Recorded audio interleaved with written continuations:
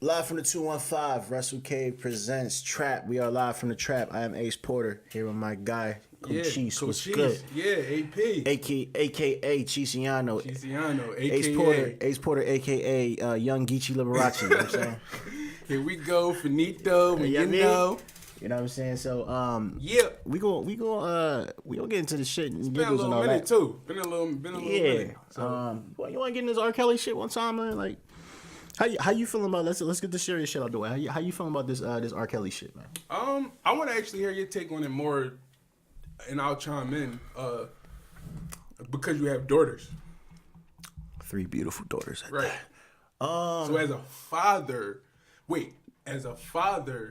and also as a guy who's actually a male, a male that's into women, obviously. How the fuck do you feel about this? Like, are you torn? Is it more of are you leaning more towards not so much saying that you're not on the side of the women, but are you more on, or you know what I mean? Do you understand where he's like? Because I know it was like a age consent thing. Like he would check the age. Like he would utilize that, take advantage of that. Like he would go to different states and be like, all right, well, this is the age consent for this state. You understand what I'm saying? Like to me, real quick before you go, I think that's some predatory, demented, calculated shit. You understand what I'm saying? Facts. Because you got to do paperwork on that. It's already. It's like, you know what I mean? It's predetermined already that like this is who the fuck I'm gonna fuck her. I'm gonna put my dick in this little bitch that's 15 years old. You understand what I'm trying to say? Yeah. Like, but you have to dig and do paperwork on that. You have to actually be knowledgeable to what the state laws are to do that. That's some weird shit. To me, that's where I'm at with that. But what's your take on it? Being as though, like I said, you're a father now. Oh my god. Yo, and that's the thing. Who the fuck is he talking about? Is he talking about a grown ass lady, or is he talking about a kid that's like at home doing homework? Like, which one is that? This nigga is a fucking lie. What does this nigga say? What the fuck you talking about? 18. Get the fuck out of here.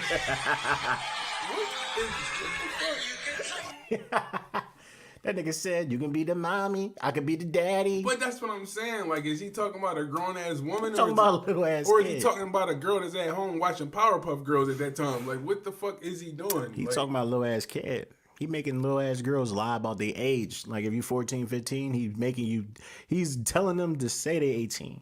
Like the whole, even back to when the whole Aaliyah shit, on paper they said she was 18, she was 15 at the time. Right.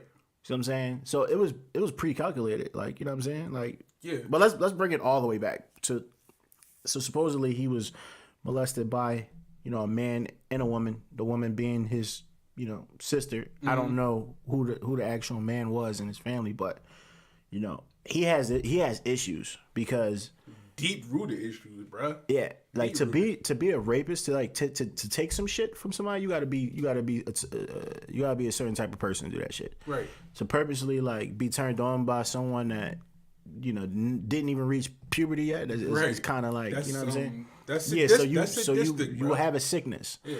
Now sadistic. I hold him full accountable of his actions because all that shit, like you said, was predetermined.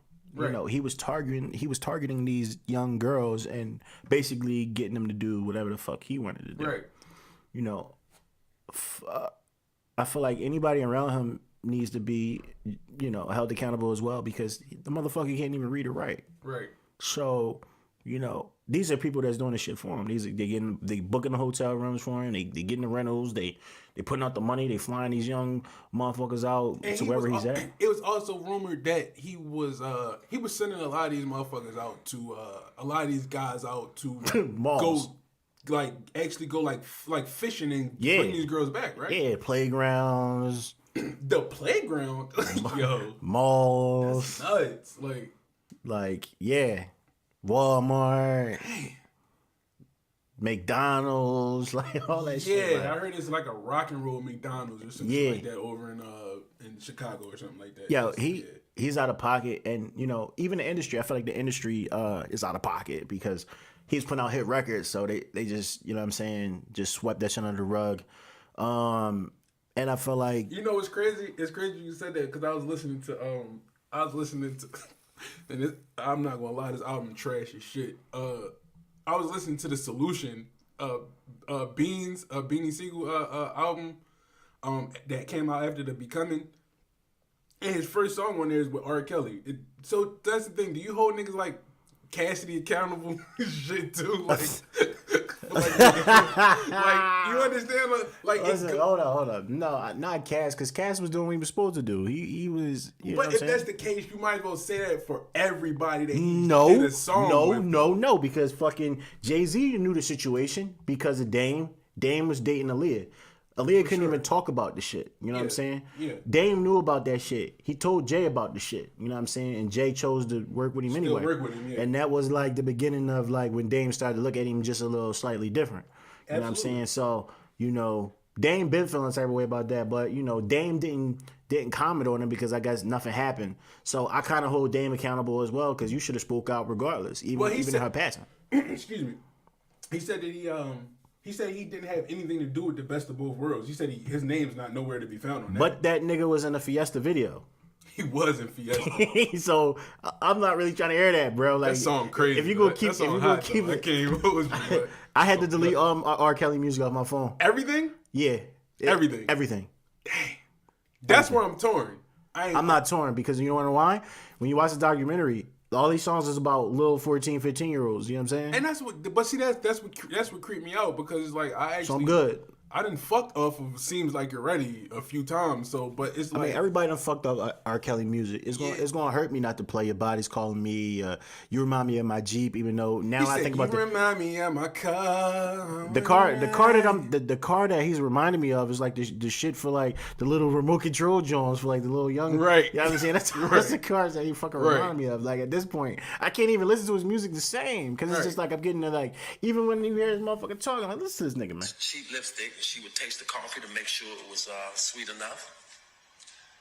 And she'd leave the ring of lipstick on the coffee in which she tastes the coffee. And I remember when she would give me mine, when I would sip from the cup, I would turn it around and I would drink from her lipstick part. Yo. In a son mother way, I had a serious crush on my mom because she could sing her butt off. Huh? And I just looked up and down to her. I looked around. Yo, he talking about his mom, bro. Yeah, that's, throw the whole family away, bro. But that's what I'm saying. That's disturbing, and that go to show. So hold on. Hindsight, we have his younger brother that he accused of actually his attorney accused that being him in the fucking porno when he pissed on the joint. Carrie Kelly. Carrie Kelly. Yeah. You didn't speak up for your brother and say no, that wasn't him. You know what I'm saying? You just let your attorney try to throw him under the bus, and he got children. So that was foul. What's R. Kelly's son? Look that up real quick.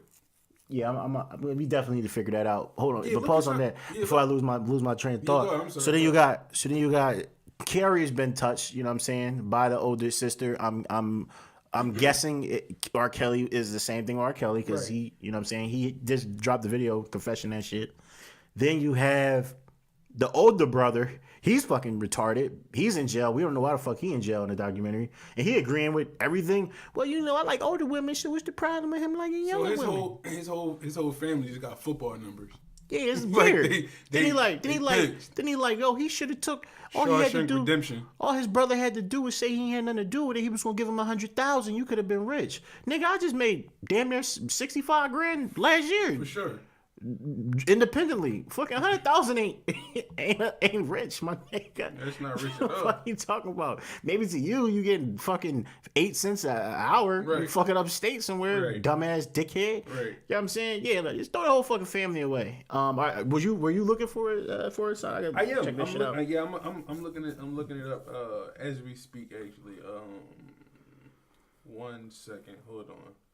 But yeah, the motherfuckers around him, they need to go to jail. R. Kelly needs to go to jail. Even the whole fact of meeting chicks and, the whole pimp mentality, building them up, breaking them down, meeting them when they 15, 16, 17. Oh, this motherfucker's a Capricorn like me. Nah, Pop. Nah, this He not a Capricorn no more, Cheese? Fuck no. Listen, it's 12 zodiac signs. He got his own. Yeah, I don't know what the... He's his own breed. Bro, his birthday was fucking... What's the day? His birthday was yesterday. Ain't that crazy? Yeah, that is crazy. His birthday was on the 8th. That nigga's disgusting.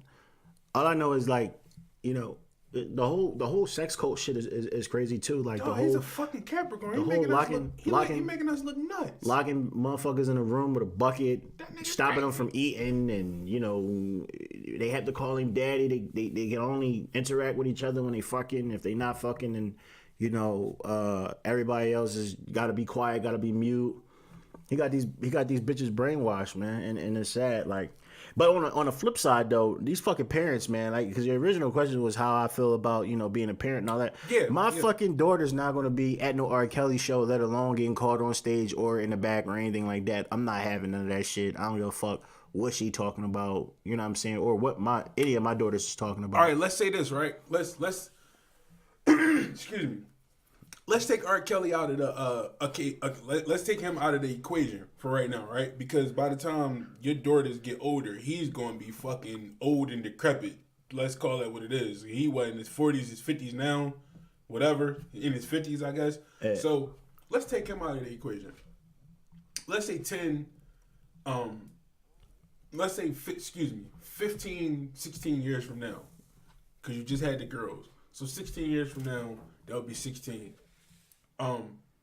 Let's say somebody like Chris Brown, or like maybe like a Trey Songz or somebody like that. And now you take out of the fact of the matter that, the whole, like I said, you take R. Kelly out of the equation and you insert Chris Brown or, like I said, a Trey Songz or somebody along those lines that's a popular singer, to where as though it's like they don't have that type of reputation that R. Kelly has. So of course it's like, damn, my daughters aren't going to go around this guy R. Kelly. But let's say if it's somebody like those guys, to where as though they don't have that sort of, like I said, that sort of reputation, would you still look at that the same way? Would you still be the same? Would you still be as apprehensive, but being as though that they don't have that sort of track record? Absolutely, because I'm raising my daughters to know that they don't idolize like celebrities. I'm not letting them think that they have to do certain things or have to be a certain way because of the so-called word fame. I just feel as though people idolize these normal, regular human beings. Absolutely. That are flawed, that have their own illnesses, sicknesses, regardless of their success. That doesn't, just because you're successful doesn't drown the issues that you have within self that could cause other people harm or hurt. Yeah. Chris Brown, I'm sure he has his demons. I'm sure Trey has his demons. Everybody has something that they're dealing with to a certain level. The way I'm raising my daughters is to the fact of the matter to be independent and not have to feel as though they have to deal with people for status or celebrity or any of that equation. I just opened 2 accounts for them. They have their own bank accounts. I'm going to be putting money in their accounts each week that I get paid. And by the time they're 16, 17, they're going to have 20 grand a piece in their account, that on top of whatever else that I'm going to be able to provide. I'm a hustle for my last name and build opportunities and start companies and business for them. They would never have to feel like they have to compromise their validity because of status or fucking fame. They're never want to pay. They're fucking pescatarian before they even know it. You see what I'm saying? So they will never even have to be subjected to like meat and shit like that's in it. So, I'm raising them in a very particular way, and I'm keeping an eye on them like most parents wait and their kids is like 15, 16, 17, and they let go and they peel back a little bit too much. And no, I'm going to be on their asses the entire time through their fucking 20s. Doesn't matter. I'm not going to say they're not going to have a life, but I'm going to be that constant voice there to where it's like they'll know in the back of their minds, all right, I know good or bad, right or wrong. I know not to do this, that, and the third because my dad was always there. My dad was always there to tell me that I'm beautiful. My dad was always there to tell me that I could be anything I want. My dad was always there to make sure that I'm protected. Right. Because the best thing that you can give your children and your woman is, security. You know what I'm saying? So they will never feel like they have to get that or seek that from another man. And I feel like that's the problem with a lot of these women in this R. Kelly case, because if you're weak or come off weak, then he will want you to move in with him. If you're strong, he would just fuck you and you can come and go as you want. Right. But if you're weak, he'll actually make you move in with him and he can basically control you the best way that he feel like he can if the family is weak-minded or if the family is not really and that's that connection. that's predatory. Yeah, it's that's very predatory. Yeah. And that's why I feel like, he needs to go to fuck the jail. You know what I'm saying? And I never say like, oh, this person is going to jail. I never wish jail on anybody. But in his case, he's a fucking monster. He's a fucking predator. And each and every person that was around him that know exactly what was going on, they need to be with him. They played it smart. His team was smart. They dragged out the case. The nigga was making hits. I Wish and I Believe I Could Fly and Step in the Name of Love and Ignition. All this shit while he was on trial. And, Big time hits though. Yeah, because your business and your company, you're like, all right, well, look, he's generating too much money at this particular time. Like, we're going to ignore this because motherfuckers lie and, other parents are not necessarily, oh, well, he got off, he wasn't convicted, so I thought he wasn't. If you seen the fucking tape, and there was a point where they had Rob in the joint, and the nigga stopped, you Yo. Nigga was eating booty and shit. He turned, yeah. Okay, all right, cool. We went back to eating ass and shit. Like, come on, bro. Like, everybody knew that was you, bro. Like, and it's crazy because I heard it was actually more tapes. Actually, I heard he did a raid down in I want to say like it was like a search warrant down in, tapes in Florida. Yeah, the George said the other day when he was nailing her and shit. He gave her herpes and shit. He was nailing her. And he was recording on an iPad. The nigga went from VCR recordings to the fucking iPad. Yeah, he stepped it up. He stepped it up. It's fucking technology. He changed the time. He leveled up. Leveled the fuck up. They about to get his ass though, man. It's real fucking. Is real disgusting. But what I learned from all this is and real quick, that's also because I think that also that can also be attributed to the fact of the matter that around the time that the sex tape came out, when what was that 01, 02, around that time, social media was non-existent. So you know what I mean? Like, I think that also plays a part in that too, is the fact of the matter that now a lot of people have more voices and shit opposed to back in the day where it's like, you know what I mean? Now it's all types of rallies and campaigns and shit that's going on. That's a great point. A lot of people haven't really spoke on, but speaking of spoke on, listen to this guy. I got it. Do you have your passport? Did you get your shots? Girl, would you like to come back with Rob to America? America. Do you have your passport? Did you get your shots? Girl, would you like to come back with Rob to America? What? I never heard this. This shit from like the other day, bro. Do you have your passport? Did you get your shots? Who wanna come back with us to America? All right, that's disgusting. Yo, he's internet he calls stuff the Pied Piper. What the fuck? He was in Ethiopia? Like, what the fuck? Like, Yeah. where was he? He was in Ethiopia trying to get bitches to come back to the sex cult internationally. They had to get their shots first, and he was gonna take them to America and then take them to the bedroom with the pot where they got a piss in the fucking corner. That's the type time he was on. This is a couple months ago. So it's like he never stopped. He never seen nothing wrong with it because he always was able to get away. First of all, that song was ass. that shit was light, and so we're gonna get that out of the way. And then too, it's just, bro, it's just real. Like I said, he's a predator, bro. Like, and it just dropped that, and I'm glad we're talking about it now. It just dropped that he's under investigation now for all these accusations after the documentary. So shout out to everybody that put that documentary together. What You Do in the Dark eventually comes to the light. Absolutely. R. Kelly, fuck you. Fuck you, buddy. Yeah, I deleted all your shit off my phone. I deleted all Kanye shit off my phone also. I don't fuck about him either. Chicago niggas is weird. Like, you know what I'm saying? Both from niggas from Chicago. And this is on some other shit right now, you know what I'm saying? I'm not really feeling none of that type of shit. And I'm at a point in my life, you know, I'm about to be 30 where I'm not compromising any my integrity, my morals, nothing. Right. You know what I'm saying? If I don't fuck with you and I don't believe what you stand for, I'm not holding on to none of that shit that you did in the past that I fucked with or I love. I'm not supporting you. I'm not playing shit. I'm not buying your sneakers. None of that type of shit. I'm actually gonna sell my Yeezys or just give them away. I don't want them no I more. never even knew you had a pair of Yeezys. Yeah, I had 2 pairs of Yeezys. How much did you pay for them damn sneakers? I think one pair was like $450. The other pair was like $560, some shit like that. Dang, but yeah, cool. But somebody can have them. I'll give them to a fucking homeless person at this point. I really don't care, bro. Like I just don't.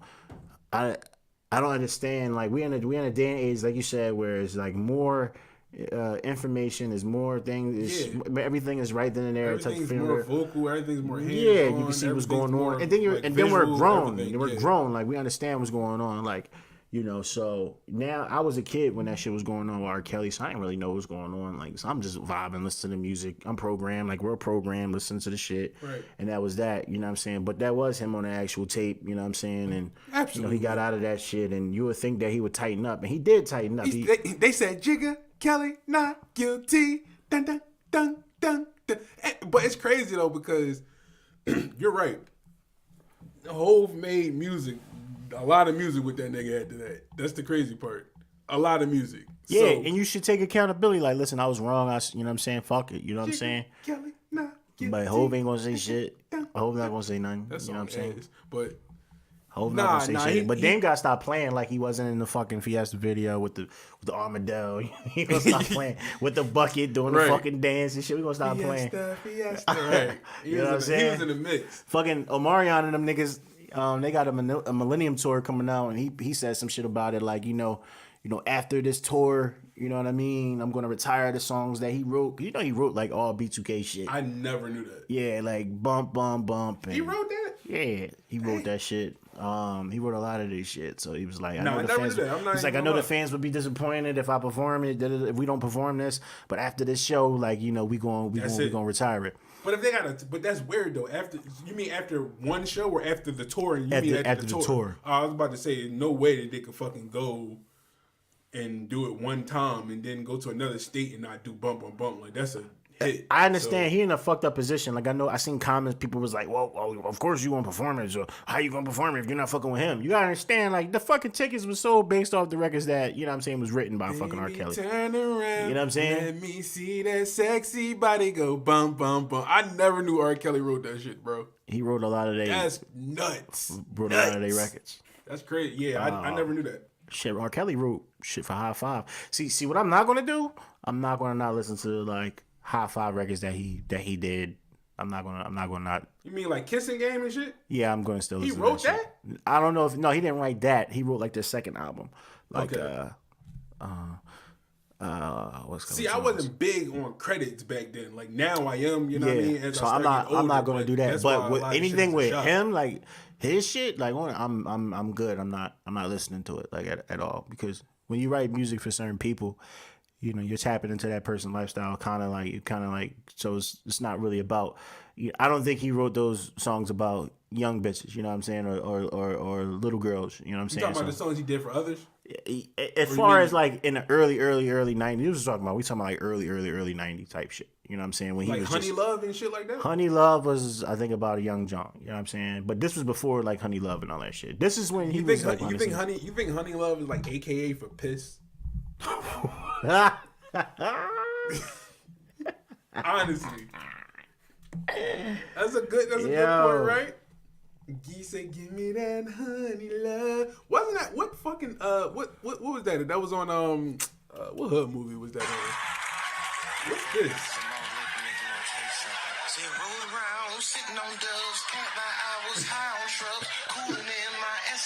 Dave Chappelle? Yeah, he cooked him. He fried this John. on it. Yeah, real talk. He was on to something though. Like that was real shit. Like Yo, you gotta see the Boondocks. the joint. Boondocks joint was nuts though. That shit was crazy. I seen that. Yeah. Hey, that's not him.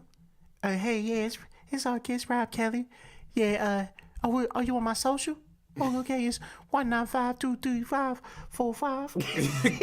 Then he go back to pissing on the shit. First of all, you can never trust a nigga with two first names anyway. Robert Kelly. Like that's drawing. Like Yo, 12 hours ago to this point, breaking news. R. Kelly is reportedly under investigation in Georgia for possible sex misconduct charges. Let's get it. Get him the fuck out of here. I'm still mad at the fact that the motherfucker's a Capricorn. That's sick. Cause I don't have those damn nut ass characteristics. Like Now, do you think if you was molested as a child, do you think you would carry that over to your adult life? Hypothetically speaking. well, if I was fucked by a woman, Or a man. Because he definitely dressed one of the Jones like he changed her, made her dress like a dyke and made her tatted up, made her cut her hair, and that was like his little boy toy or whatever. So I think he is, a little. he's obviously disturbed. Obviously, like I said, or like we've been talking about this whole time. I don't know if I would have necessarily carried that over. I don't know. It was. I think his celebrity. I think he's been this way. I think that his celebrity exploited exactly who the fuck he is, though. I think it made it worse. I think it really created a monster to where as though he had more and more accessibility to these young females based off of the fact of the matter that he was R. Kelly. You see what I'm saying? I think that he took that and he actually like ran with that and took advantage of that. A lot of people do it. A lot of people use he's celebrity he's not the only one. Yeah, but he is the only one that make him break him down, make him fucking sex slaves. You know what I'm saying? Yeah, Brainwash them on some yeah, shit. like- So I hold him accountability. I hold him accountable for that shit. I hold everybody around him accountable. I think it's disgusting. I felt like I needed to go to church after watching all 6 of those like episodes. I felt like my spirit was like fucked up. You know what I'm saying? Some Like, female I know. She said she cried. yeah. Yeah, she said she like stepped away. I was on the phone with her, and she just like, Yeah, damn. because She these like, women damn, can't even man. these women can't even talk about this shit. So can you imagine like what actually went down? That they can't even talk about it. They break down in tears. They revisited the actual house because he couldn't afford the house anymore, so it was like vacant. And the chick went back to the house, and she was like, "Oh, this is my room. Oh, I'm not going in there." Like she couldn't even go back in the room. See, and that's the thing, man. He fucks it up for I think he fucks a lot of stuff up for a lot of men too because They thinking that is an industry thing to know. It's a fucking R. Kelly thing. yeah, I think a lot of women think that I had this conversation a few days ago, and the female I was talking to, she said that she's like, men are so fucking disgusting. She just instantly jumped on her feminism shit. I'm like, listen, check this out. Every guy isn't the fuck like that. And then it was just weird, and she just like blanked out and just was like, see, this is why the fuck I'm still single and all this other bullshit. Why do I'm just women like, always have to generalize men? Like I don't just know, because but of that's a good question. Joe Blow did, I'm gonna do you the same way. But that's what I'm saying. Like I'm not jumping through fucking rings of fire that's on fire and shit. And that like because fucking Tyrone fucked you over and left you with 2 kids, right? Because you wanted to fuck with him and he left you with a mortgage stuck by yourself. For Lil Ray, you know what I mean, killed Bull on the block and left you alone. Yeah, and I'm not. Now he cheat. Now he getting visits from another joint. But that's what, like, I mean, that's what I'm like, saying. Like that's.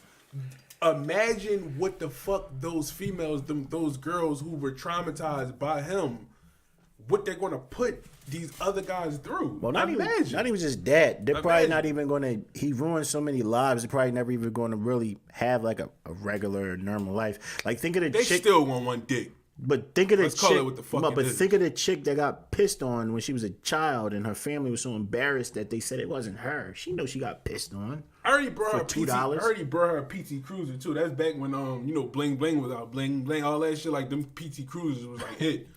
he brought her like a PT Cruiser and all that shit. I heard he But he looked like he gave her $2 on the video. Like, here, take this $2 and I'm gonna piss on you real quick. Man. Yo, remember that part in fucking remember that part in fucking Mo Money when he gave the chick. You remember that shit with Marlon Wayans and the fuck, I don't know why I'm drawing a blank, but remember he was trying to fuck the chick and he woke up, he was drunk, and then he gave her $2 to catch the train. She was like $2. $2. He's like take the train. Like like that's how that shit was. Like you get $2. You got some pussy and she got 8 quarters. We'll get some bubblicious and right. fucking hug and some fucking hot fries. Yeah, get the fuck out of here. You know what I'm saying? But yeah, I don't really. That's a good question though. I'm not really sure why so many females like generalize men. That's just something that goes down, and it's bullshit. Do we generalize women? Ask that question. You do, motherfucker. Do I generalize women as far as what? As far as what? Would you give me an example? You think all these hoes ain't shit? I don't. But no, you're I'm absolutely right. No, you are right. But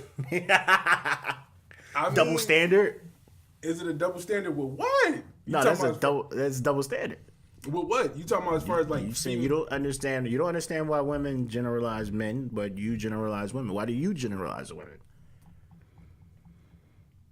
I can't really say. I'm not going to say necessarily that I generalize women. I don't put all women in the same box, the same category.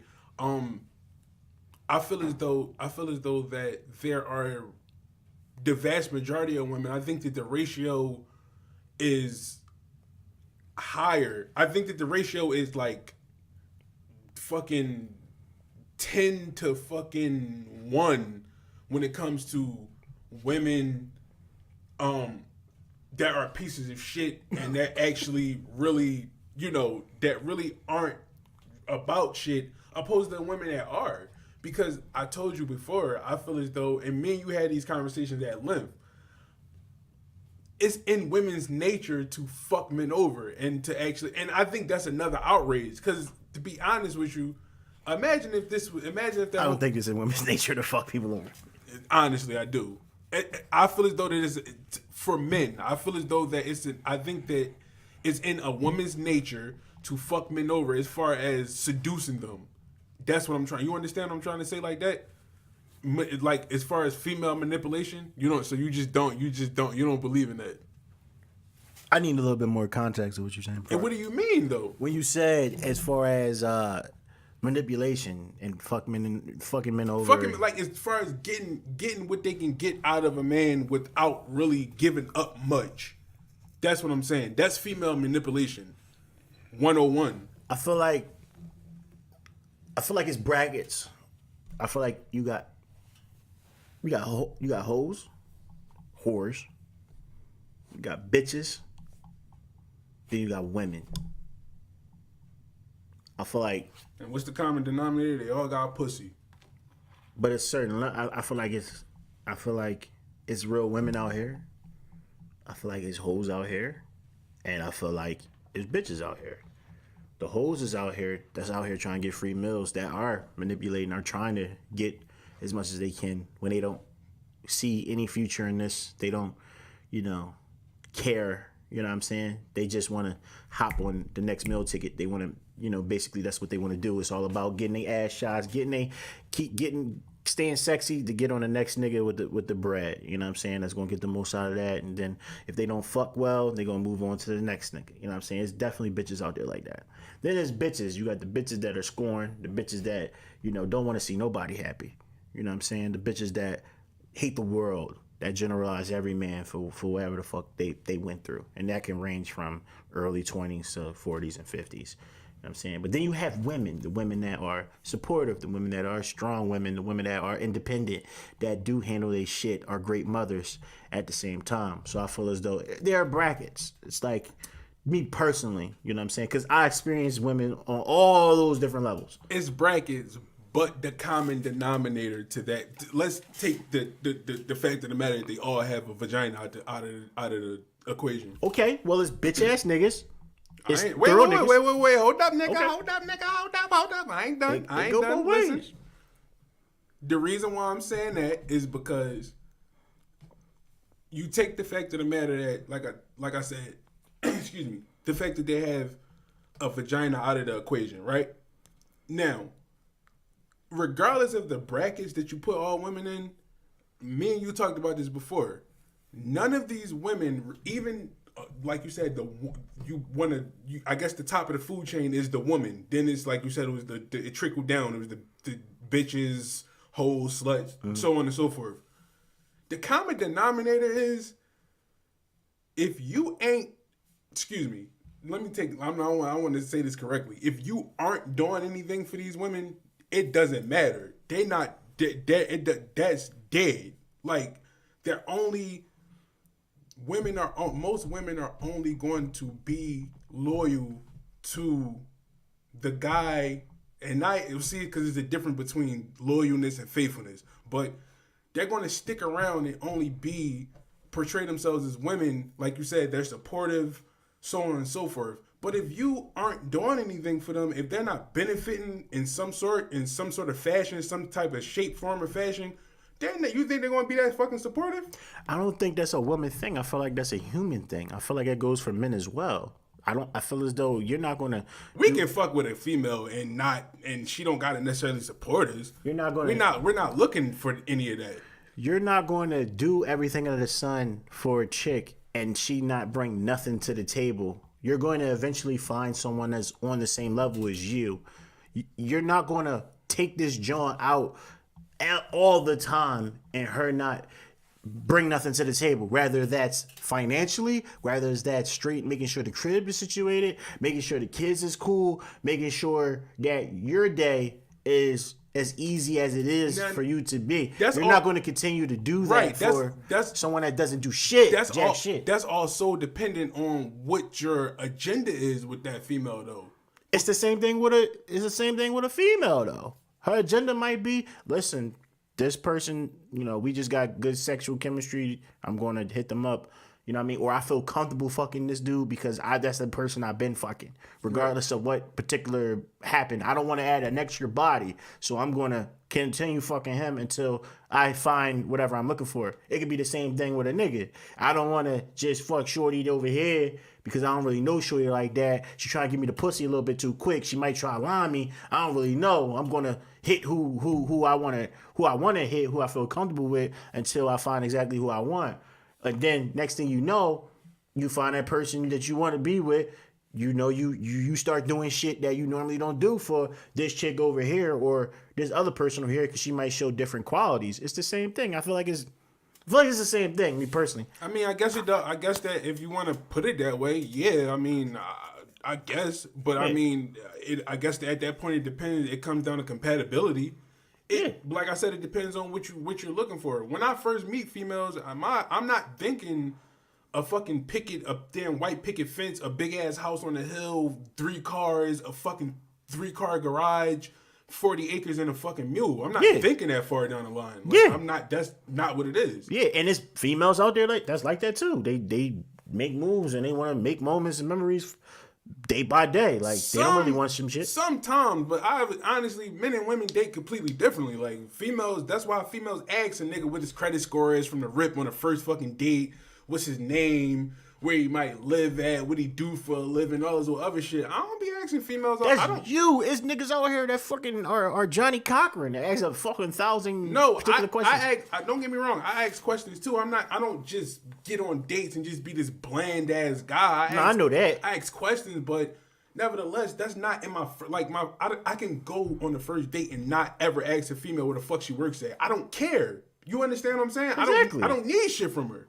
Exactly. I don't need anything from her. And then on top of that, I don't know if I'm going to see that fucking girl after that little ass hour or after we go to a Starbucks or some shit. I don't know. Yeah. So men and women date for completely different reasons. Like, and it's a completely different criteria. So, like, put it like this. Females look for reasons to not fuck with men. Men look for reasons to fuck with women. You understand what I'm trying to say? You might fuck with a female that works at Checkers. you might not necessarily think about jumping a broom with the fucking chick. You might want to upgrade her at some point, but nevertheless, you can still fuck with her. Let a female be like, damn, where you work at? Oh, well, you know, I got a full-time job at Checkers. Oh, no, we can't do nothing, bruh. It depends on the female, because you got females that's taking care of niggas out here that don't even work. Then you got bitches that live off of welfare that don't work either. So like I said, it can go both ways. It can go both ways. It depends on the person. For real. It depends on you. It can go both ways. But at that point, that relationship is doomed. If it's a female that's taking care of a man, and the reason why it's doomed is because females naturally want to be feminine. Most females want to naturally be feminine. Hold on. Let me make this point real quick. They want to naturally be feminine, and they naturally want a man that's going to be masculine. So therefore, if your masculinity is being I don't even want to call it being suppressed, but if your masculinity isn't on display and she has to be more masculine than you, because most females have this mindset, oh, well, the man's supposed to be the provider, the protector, all these fucking P's and all that. So, all that.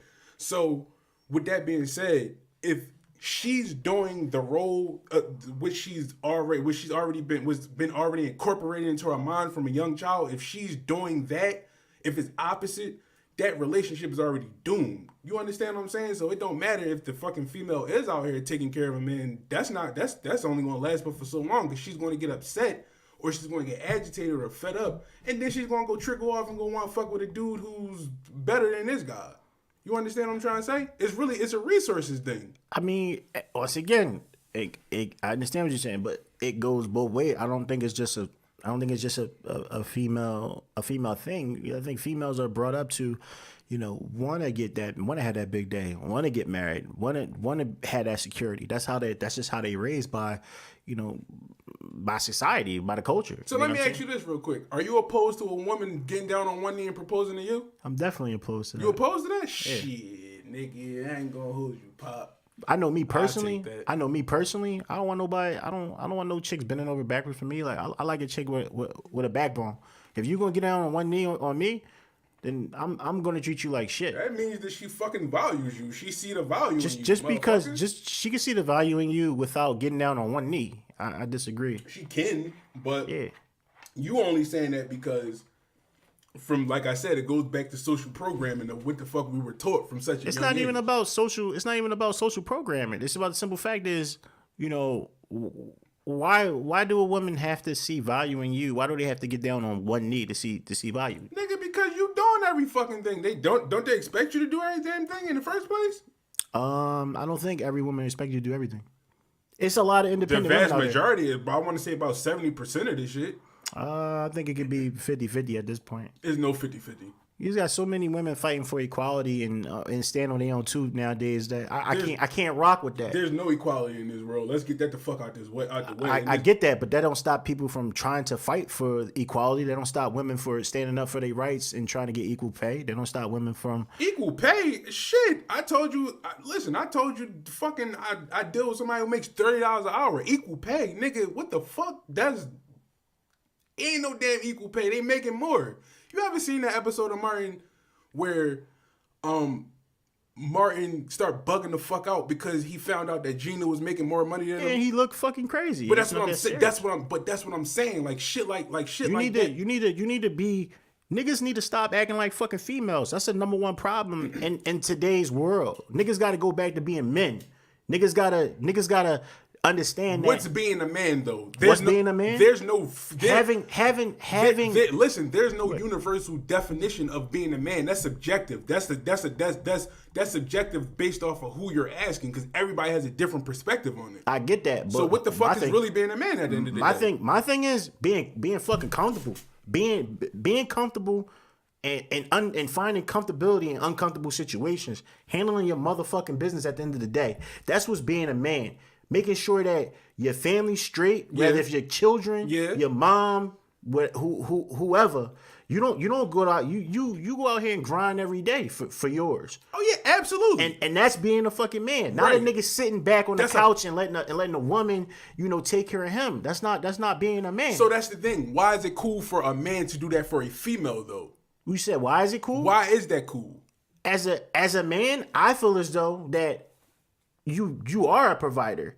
You get to the bag. What's one of the main things niggas always say? But if that's the case, why the fuck do your woman work then? If that's the case, she might as well just not so much in per se your lady. I feel like women. I feel like if you with a woman, and I feel as though you get into the bag or you doing whatever, it could be optional for that woman to to work or not, because I feel like it's work for women to carry children. But that's a double fucking standard. It's cool for that. I'm not trying to. Nah, it's not. Listen. Women go through shit that men. This whole shit revolves around women. None of us would be here if we ain't come out of women. Oh, come the fuck on, bro. Really? That's real shit. Nah, we ain't doing this, Pop. So you can carry a fucking baby for 10 months, push a baby out. I don't want fuck no. I don't Okay, want to. women fucking have to do that shit. Yeah, but women, yeah, women help maintain other shit outside of just work. They're the vessel. They're the fucking vessel. We drop the fucking seed off. They carry. That's fine. I'm not trying to say that that's not I know, a big job. But what I'm just saying, nevertheless, though. But what I'm saying is, though, you asked me a question. I feel as though a man is a motherfucker that handles his responsibility and makes sure shit gets done. Period. That's a man's job. I'm not gonna have another man. I'm not gonna have, like you said, if you not bringing nothing to the table or doing any. First of all, I'm not the type of nigga that want to call somebody boss. I'm not somebody that necessarily, want somebody doing for my child and I'm not being able to do for my child. That's not man shit to me. Man shit to me is making sure that my children are good, straight, my lady is straight, whatever the case may be at the end of the day. Because if I don't do it, who the fuck will at the end of the day? Now, having a strong woman is someone that'll go out there and get her own money, that wants to get her own money because she wants to do certain shit and she don't want to depend or add more, labor or have to have you put out more extra money. So she's independent in that way. But if shit hits the fan, she lose her job, and what you gonna do?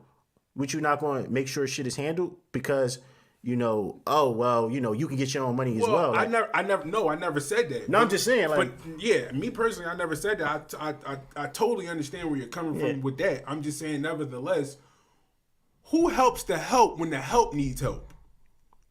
I feel as though who helps you when you need help? No, not a motherfucking person. Okay then. So that's man shit, bro. Right. Who the fuck wants help from the help? Nigga, you are you at the end of the day. Yeah, but nevertheless, nigga, we ain't robots, nigga. We not RoboCop. I'm not nigga, saying so we not nevertheless, RoboCop. we fall but, down. Yeah, we sometimes. do fall down, but we get ourselves back up each and every time. Absolutely. But that's man shit. Right. But all that I'm saying is that, with that being said, yeah.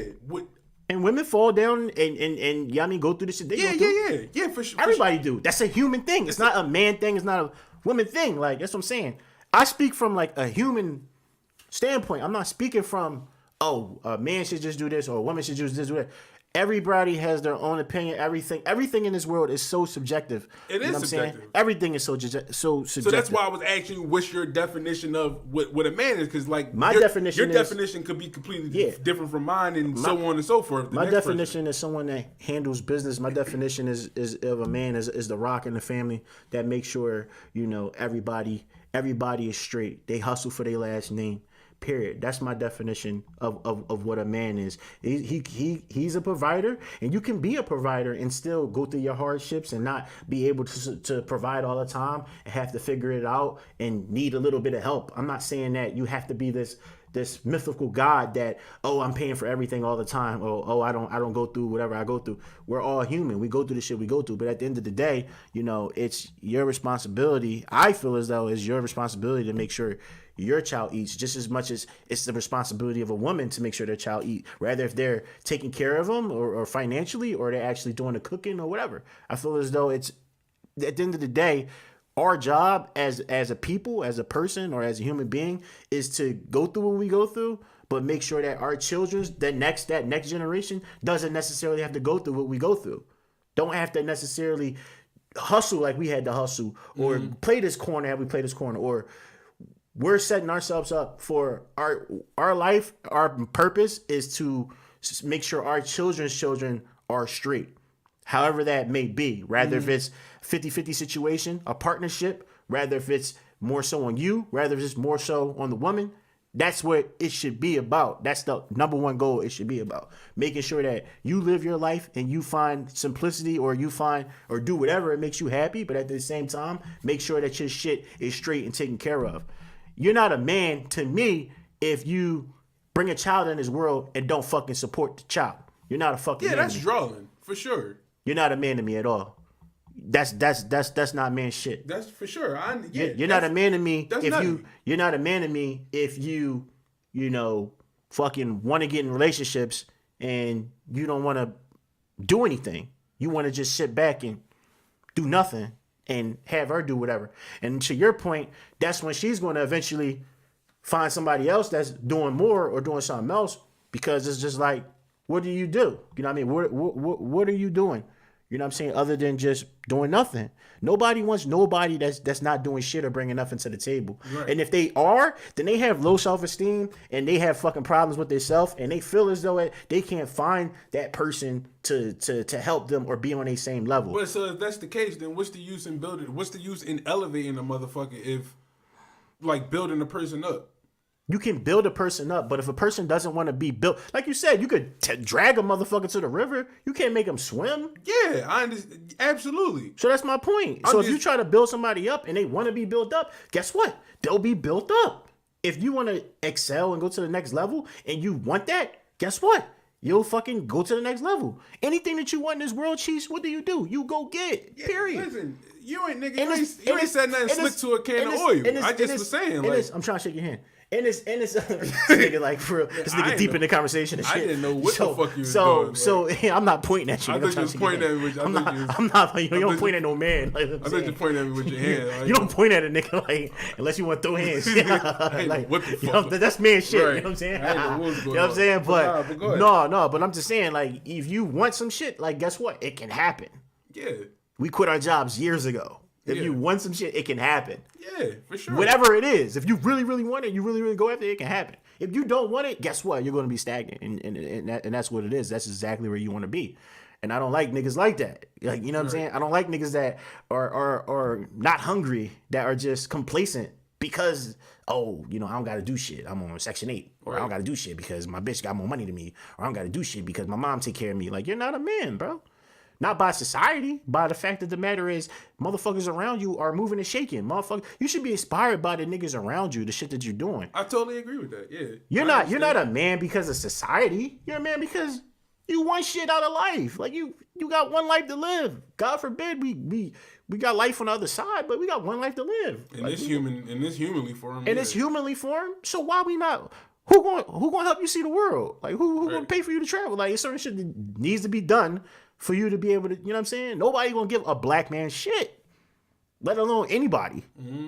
Now it is white privilege, but nobody's gonna give a black man shit. And I know some white people that grind, that gotta do what they gotta do, that go to the same struggles that we go through. Mm-hmm. You know what I'm saying? But at the end of the day, like, you gotta put your best foot forward, and not everybody want to do that. Right. And that's the shit I don't like, and that's the shit that doesn't make you a man. To me, you know what I'm saying? To answer your question. So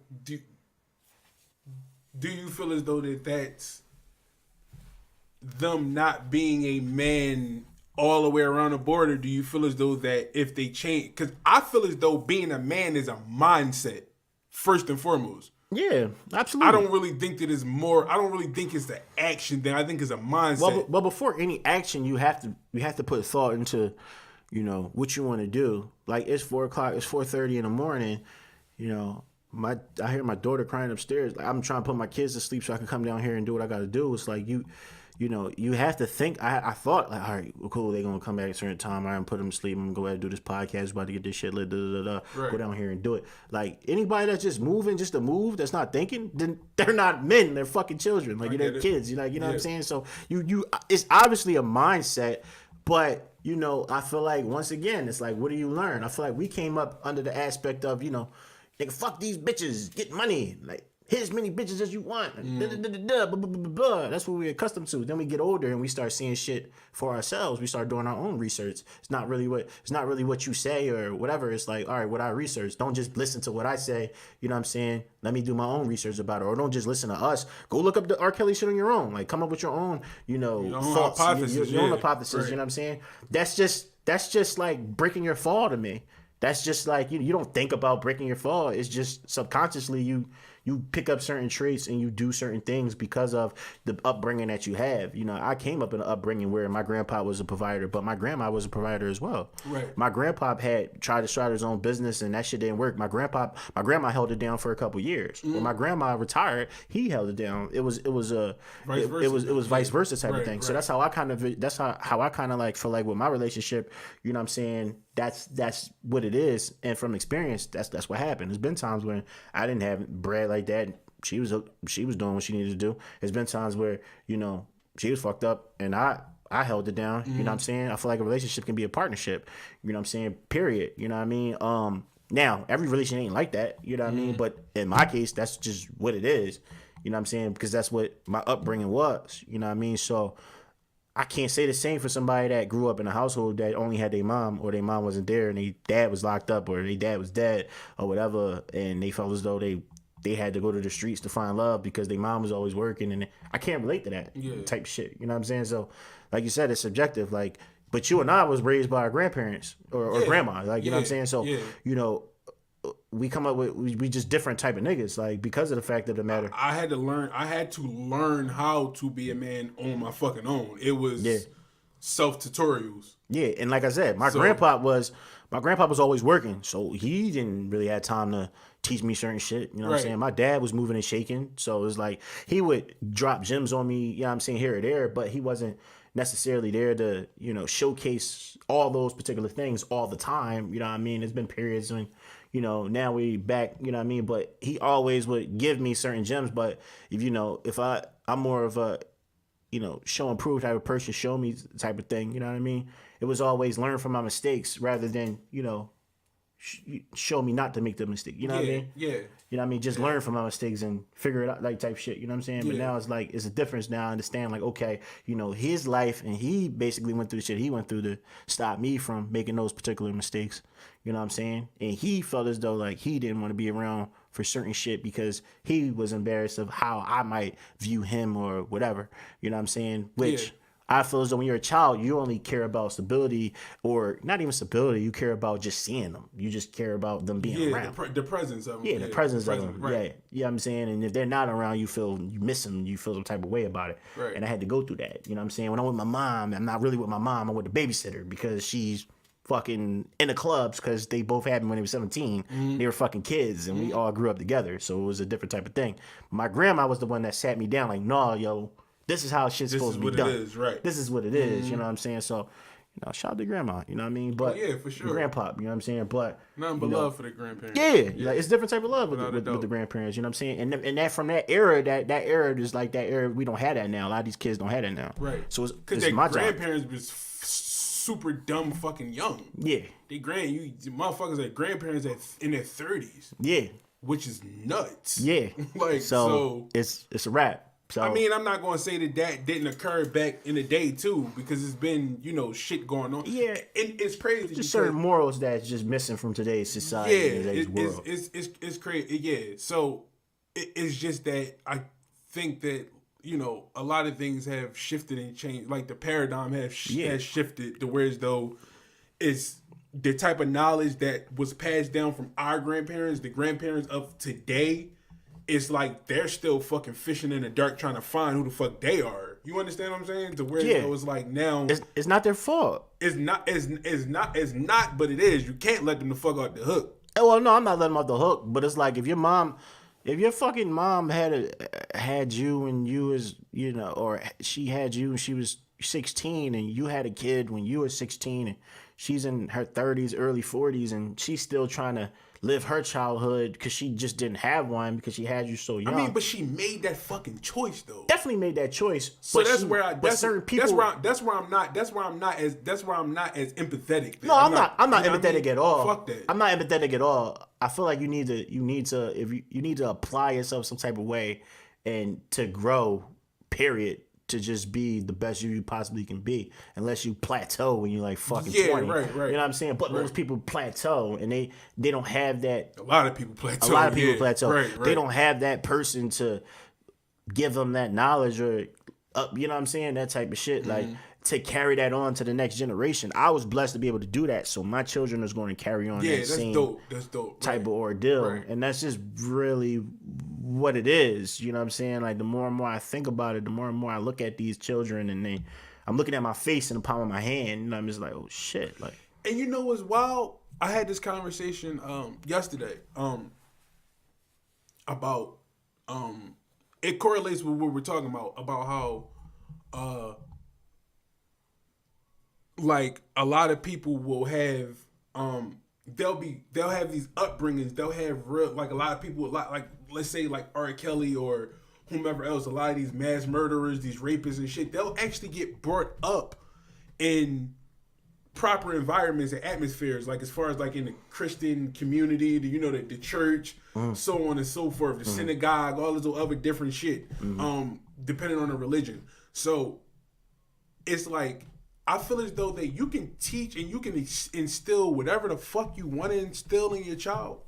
But once they reach a certain age, I don't know, like shit changes because now you have to factor in the fact of the matter that they're influenced, they're impressionable, they're around different peoples with different people with different moralities, different type of standards, criteria. So that's the thing. It's like I'm not saying that because I'm childless. I don't have a child, so that's why a lot of times like I kind of like defer to you when it comes to like it's for the on the parental side of things.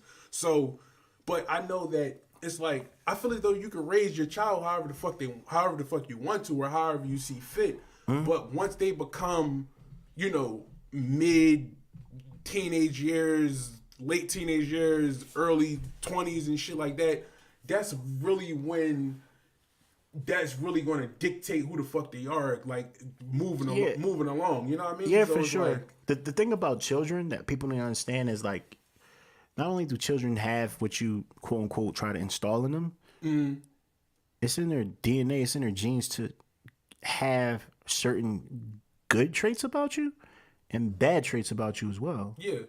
So that's just inevitable. Like yeah. So a lot of times kids do exactly what you used to do when they were their age. Oh hell yeah, hell yeah. So hell yeah. I mean, right. I feel like you have to. You can give a little, but you can't let go once they get to the. I feel like kids need you from that 15, 16, 17, 18 range. That's when it get real. Yeah. That's when it get real. Because society makes them feel as though, oh, you're 18, you can make your own decisions.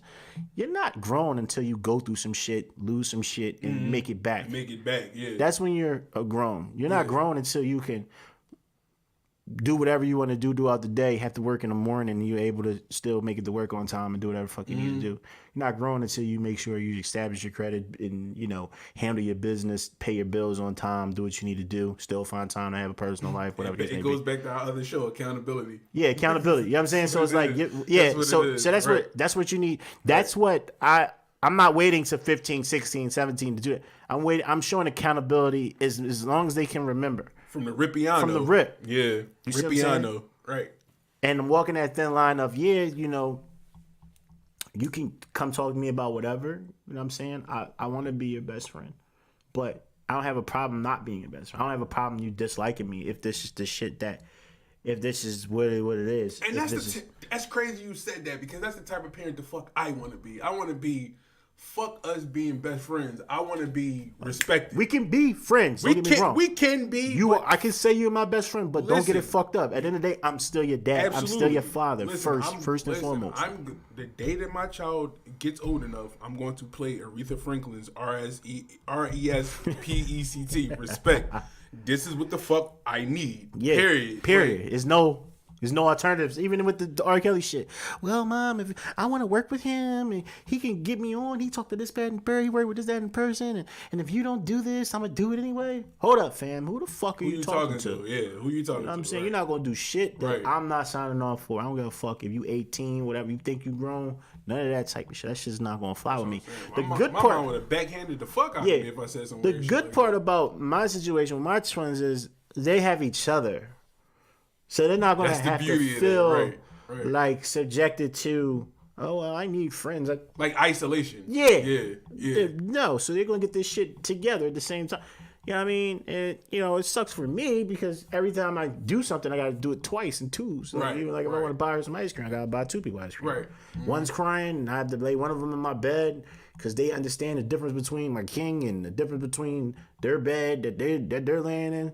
If one gotta go into bed, you know what I'm saying? Then the other one gotta come eat. Even if she quiet, the other one gotta come because I can't have the other one That's over there crazy. alone. That's I gotta keen. keep- yeah. That's like keen senses right there. Yeah, like do Senses you are understand crazy. how long Right. it took me to get a fucking king size bed, and y'all fucking 2 months old, and y'all can tell the difference between the two? Like, you know what I'm saying? It's just fucking crazy. So it's just kind of like, it's a different type of feeling. It's I used to talk about this shit with my grandma before she passed. You know what I'm saying? That's why I named Nova after my grandmother that passed because their birthday was 11 days apart. Yeah, that's heavy. And I feel like it took me years to have children. So, and I had scares in my early 20s, and I never ever went through, and it finally did. And this was, after she passed, and I'm not able to share this type of shit with her. So it's fucked up. But at the end of the day, I feel like, that's what it is. Like my cousin said, oh well, because my grandma passed and her sister passed, and they were like really close, and she was sick for the last 15, 20 years, and she didn't pass until my grandma passed. She was just ready to go. You know what I'm saying? That's nuts. Yeah. That's so nuts. then my cousin was like, yo, Aunt Liv and, Aunt Ev, they, you reincarnate. It's all over again. It starts all over again. You know what I'm saying? The twins, y'all, they're going to be that all over again. That's nuts. You know what I'm saying? That's It's crazy, a circle of life type ordeal. And I can even see my grandma and them sometimes by some facial expressions that they make. So it's kind of like real crazy. That's where it was like, it became evident to me that,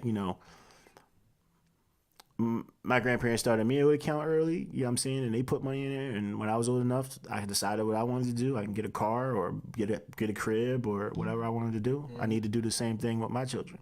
They need to know they need to do the same thing with their children. Their children need to know to do the same thing with their children. Constantly, keeping those tradition and those more, just installing that shit in them. Yeah. That's what this shit is about. That's just what it is. It's not about, you. Obviously, I'm going to still have my life. I'm still do my thing. You know what I'm saying? But at the end of the day, my main focus is to make sure that, they're good. They don't never need a man for anything other than dick. You know what I'm saying? Unfortunately. Right. You know what I'm saying? Like, you know what I mean?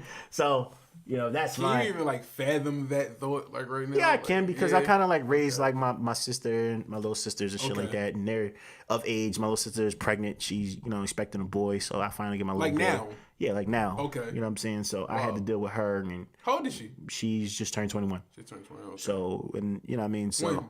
her birthday is December 4th, same day as Jay-Z. Okay, so she's Sag. Okay, cool. Yeah, so This I her had to first? deal with that. Yeah, it's her first. All right, So I had to cool. deal That's with all cool. that shit before. That's cool. I had to deal with all that shit before with her. So I feel like when it comes to Jada, with my 8-year-old, when it comes to my twins, I feel like I'll be prepared for that shit. You know what I'm saying? All right. Because those moments is where they need you the most. Oh, I lost my virginity. It's like I don't know what to do. I'm so scared. Blah, blah, blah. That's when you gotta like put your personal feelings aside and be there and be that security. See, I ain't gonna lie, Pop. I ain't gonna lie to you, man. I do want a daughter, but it's like, yeah, those moments right there is like, see, you've been having some preparation for this shit. Yeah, I have like even like I have a little sister, but shit, when she was pregnant, she doesn't have a child. She got an abortion to keep it funky, but I didn't know how to fucking react to that. I just was like, what? Yeah. You know what I mean? It's Are just you still fucking? Like, are you fucking? Like, yeah, like I didn't know. But I always made sure distraught. I always made Shit sure was that I nuts. had a relationship with my siblings. The only person I really don't really have that much a relationship with is my little brother. You know what I'm saying? And that could fall on me a little bit. But he's he's probably just discovering that he can bust a nut. You know what I'm saying? He probably just on some How old shit. is he? He's just turned 13. So, yeah, for sure. he's into Yeah. video games and his Yeah, sports. yeah, and, yeah. obviously my mom let him do shit that she wouldn't let me do. Yeah. Fuck out of here with that. You know what I'm saying? I wanted to box and do this set of third. Now this little nigga can box and he can do whatever the fuck he want. You know what I'm saying? And So you was her first. yeah, That's so why. it was she's a training little day. You know what I'm more- saying? Yeah. Now it's like, oh yeah, he gonna be cool. Like You was the fail safe. Yeah, like, yeah, you was like, the yeah. fail I safe. was a trial and error baby. Yeah, you know for what I'm sure. saying? Without a So doubt. it's like, Without a doubt. you know what I mean? But yeah, so he's doing his thing, but it's always love, and my little sister Naya's 18, she about to graduate school, and she's going through her little thing, starting to realize what niggas are, you know what I'm saying, what they not, you know what I mean. Then my little sister 21, my other little sister 18, she got a dude, you know what I mean. So I always made sure that I had friendship with my siblings because I felt like I was older. I felt like it was my job, it was my due diligence to make sure that I educate them on how to move as they come up in this world. So it's no different from with my twins and my 8-year-old, other than Now, my babies. Do all y'all don't all have the same pop, right? How does that go? What's the breakdown of that? If you don't My dad, my mom, they were never together. Okay. They just had you. Yeah, they had me. All right. Okay. My mom, second relationship, they were together, but that was just that. It wasn't like, wasn't like marriage or anything like that. Her third serious thing, she was married like 10 years and had, my brother, my sister that's 18 and my little brother that's 13. That's 13, okay. So she had those two kids and that was it. Okay, You know what I'm so saying? it When was she- 3. So Oh, yeah, y'all got 3 Yeah, she- separate. yeah, we That's got the 3 same different- shit that happened with my mom. I ain't gonna lie. To you. but I looked shit. at the one she was married to as a father figure. So as more so my little sister that's 20, 21, more so them because I was already older. You know what I'm saying? So he couldn't like deal with me the same that he would deal with younger girls and shit like that. It was a different ordeal. So I mean, yeah. So that's pretty much how that shit worked out, and I don't know, it's odd. You know what I'm saying? I don't know. I've never been with the step shit. I never been with the stepdad shit. Like I never treated him like a stepdad. I showed him love like he was like my dad, you know what I'm saying? Without being disrespectful to my quote unquote dad. You know what I'm saying? The same thing with like Jada, my 8-year-old. I didn't have her biologically. Right. You know what I'm saying? But she's my baby, you know what I'm saying? So I didn't believe in this whole step thing it's just a nasty word. It's just a nasty stigma to the word stepdad or stepmom. It just seems like, they don't love you as much as they love their own. They treat you slightly different, you know what I'm saying? And others. Now, my little sister experienced some of that, you know what I'm saying? She experienced some of that where, shit that maybe his actual kids didn't really get beat for, she got beat for. You know what I'm saying? I didn't experience that because I was a little bit older, so that shit wasn't gonna fly with me. But from her home out, she experienced some of that. You know what I'm saying? So I never wanted to be that. I never wanted to deal with anybody with kids because I never wanted to deal with no bitch ass, nut ass baby fathers, shit like that, which I have to deal with at this point. Yeah, Pussy. and he got a lot of vitriol toward what? Huh. So you got a lot of vitriol towards him. A lot of. Hell, he's dead to me at this resentment. point. Yeah. Like we was talking about earlier, bitch ass niggas that don't necessarily take care of their children, shit like that. I don't rock with that. I don't fuck with that. Right. You don't bring a child in this world and don't do shit for her. See, and want to act like your dad a year. And that's what I don't like that shit. Right. Fuck that shit. And see, that's where I'm torn at with that because not with what you're saying because I'm totally 100% on board with that. That's some pussy stuff, but the only way I feel as though that I would really be comfortable with dealing with a female who has a child and I'm actually stepping in to be the stepdad is if the guy is deceased. If he's still around, I feel as though I'm just letting this nigga off the hook. That's if you. I don't know if you quite understand where I'm coming I understand. from. I used to think like that all the time. I feel like I'm letting him off the hook. Like that is a perspective that I understand that perspective because like I said, I've been there. I've been there. Where did you shift? I shift when I came around and he stopped coming around, and I'm like, you know, I fell in love with my daughter. You know what I'm saying? Yeah. Like my daughter was special kid. Yeah. You know, people say kids are special, and the kids don't really be special. You know what I'm saying? But she's a special kid. She's special to you. Yeah, she's special to me, and she just had like a beautiful spirit. You know what I'm saying? Just like a mother. So it was like one of those things where, you were put in situations like, well, yo, you want to go out? Oh no, I can't go out. Why you can't go out? Oh, because I got my daughter. All right, we can go out another day. Oh, you can't go out? Oh no, I got my daughter. After a while, you're like, yo, just bring her.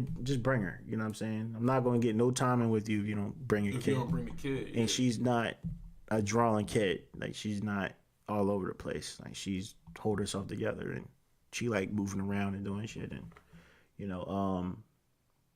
you kind of... I used to love having fun with my mom and my dad when I could have fun with them. I used to love having fun with my grandparents when I could have fun with them being a kid. So... you kind of resort back to, being a child, if that makes any sense. Like what you do for a child and you see their reaction, their smiling face, and how happy they are to be around you. Retrospectively, how much they enjoy you. Yeah. Like they're your biggest fan. Like they love you. Like, and the child is, you're not going to come across a soul that's more innocent and pure than a child. Yeah. So it's just a different type of... Until corruption. Yeah, it's just a different type of thing. So, it wasn't around by choice, and it was just like, all right. I started building, with the kid, and then, motherfuckers started once again the man shit, being secure in your own skin. You wasn't insecure, and then it was just forced, and it just wasn't. You know what I'm saying? So, for me, watching my interactions is two completely different things. Mm-hmm. You know what I'm saying? Like, yeah, you brought her into this world, but you don't love her like I do. You show that. You know what I'm saying? That's heavy. You don't walk in front of your kid and your kid walks behind you. You don't do shit like that. Yeah.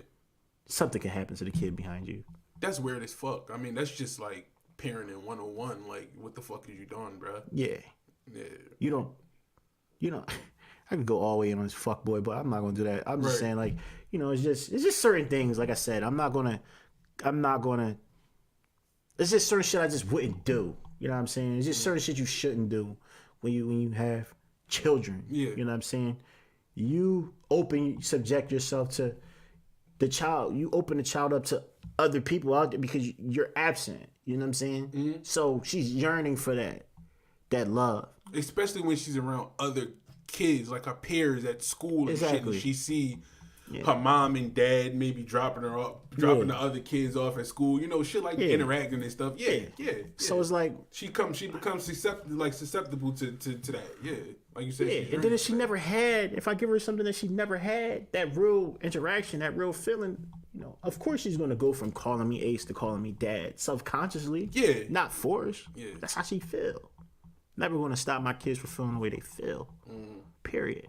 I'm gonna let them feel the way they feel. I'm gonna let them be independent, but I'm going to discipline them, and not even in the way of beating or whatever. As far as being stern, letting them know that there's certain shit that's just not going to fly because I don't care for you to dislike me today, but you're going to respect me. You're going to respect me, yeah. You know what I'm saying? I'm not going to try to buy your love like other people do. Yeah. I'm not going to try to be your friend. Yeah. Treat you like you're my homie. You're not my homie. You're a child. Mm-hmm. I'm a grown ass man. Period. I don't give a fuck what this person do, if they right or wrong. At the end of the day, that's an adult. Respect them as such. Period. Yeah. Then that's just it. The hardest part about dealing with an outside party or dealing with a baby father or a baby mother is the difference in parenting. That's probably the hardest part. Yeah. About this shit. Yeah. And why? They weren't raised properly. Yeah. Period. You know what I'm saying? People condone shit that have no business allowing to happen or dwelling or let go on, and that shit is not cool. And I appreciate you being candid about that, bro, because it's a touchy subject, and obviously it's it's something that I have no fucking clue about. You know what I mean? Like as far as being a parent on my own, but like, you know, in your case, I'm speaking on your case, like you're a parent now, a full-fledged parent. Yeah, full time. Prior to that, you were actually Full time. You took on the responsibility of somebody else. That's what Full I'm saying. time. That's a job within itself. So that's why I was just saying, responsibility. Like, you know what I mean? Like I don't have any fucking knowledge of that. Like that's why I was asking. Yeah, well, you know, but you'll be fine when you do it because we dedicated our lives to giving to others. You know what I'm saying? Well, first and foremost, I like I said, I'm going to have my own fucking kid first. Facts, for sure. Point blank, period. But if you were in a situation like I was in that situation, knowing that your character, you know, I feel like you would do the same because you're just a different type of.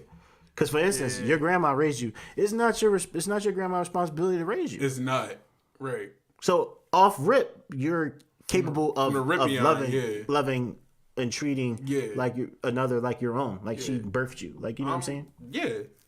So off the like rip, if I'm dealing with a female, I don't mind. Like I'm not going to just be a crumb and be like, let's say if I'm bringing the fucking girl Chick-fil-A and some nuggets, I'm not going to be like, well, damn, you know what you want, but not ask what the kid wants. You know what I mean? Exactly. Like, I'm not going to do weird shit like that. Like that's See, I feel like the main reason why you didn't want to fuck with that type of shit and I didn't want to fuck with it is because of the situation I'm in now. Nut ass baby father. Yeah. It's just, you know, you're in a lose-lose situation. You put your hands on them, then it's a fucking problem.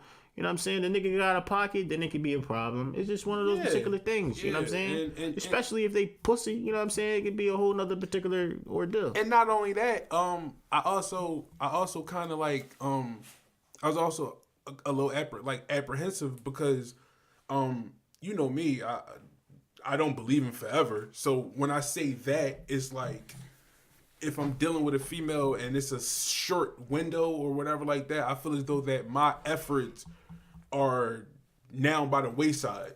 You understand what I'm saying? Like whatever I did for that kid, now it's like it all gets eradicated because now I'm not with that female no more, and that's not my kid. So therefore, without all the buku money I might have put the fuck out, the efforts, the mileage I put on my car, I feel as though like, yeah, that's something that might be in the back of your head, but it's like, who gives a fuck now? Yeah, and that's what always made me apprehensive. I had to deal with that too with other fuck people situations. I can't even say fuck boy because it was a bitch. You know, they get mad at you. Oh, that's not your fucking kid. I mean, yeah, I've been there, but I know for a fact that is my kid. She knows for a fact that I am her dad. That's the only thing that matters. That connection, that bond, that can't be broken. Doesn't matter. You and the child. Me and the child. That I installed in those morals every day. You're beautiful. You're intelligent. You don't need anybody to do anything. Daddy's always here from you. I got you. Every day. That comes from that. Every day. Every day. No one can say whatever because that's something that I installed in that child. There's something that her mother installed in that child. You know what I'm saying? Meanwhile, motherfuckers want to be her best friend and do whatever. You know what I'm saying? And that shit cool for a period of time, but after a while, that's not really what the child is used to. That's not what the child wants. The child wants to be, you know, have that bond. The child cares about, you know, doing things with you, not necessarily what you can provide for them.